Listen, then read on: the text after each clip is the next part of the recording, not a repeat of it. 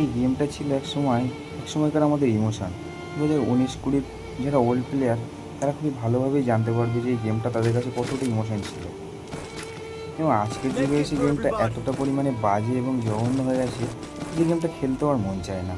তবুও সেই আবেগটা ধরে রাখতে যাই হোক 2-1 ম্যাচ খেলি, গেমটায় ঢুকি। আবার আগে খেলতাম, আগে যখন গেমটা খেলতাম তখন দিনের ঘন্টার পর ঘন্টা সময় চলে যেত বুঝতেই পারতাম না।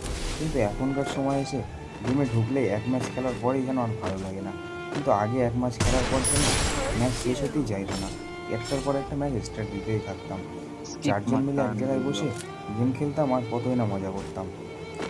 এক বন্ধু না ডাউন হয়ে গেলে আরেক বন্ধু সাথে সাথে তার কাছে ছুটে যেত। কিন্তু এখনকার সময় কী হয়, এক বন্ধু ডাউন হয়ে গেলে সাথে সাথে তাকে গালাগালি দিতে হবে আরেক বন্ধু, যে কেন না তুই বট, তুই খেলতে পারিস না। কিন্তু আগেকার সময় এই কথাটা কেউ কাউকে বলতোই না, কারণ সেই কারণ সেই সময়কার ছিল সেটা খেলা আবেগ, একটা ভালোবাসা, একটা মিল মহাব্বত ছিল। কিন্তু এই সময় 2025-এ এসে বর্তমান যুগের নিউ প্লেয়াররা এতটাই নিজেদেরকে এভাবে যে তারা তাদেরকে ছাড়া কাউকে সম্মান করতে চায় না।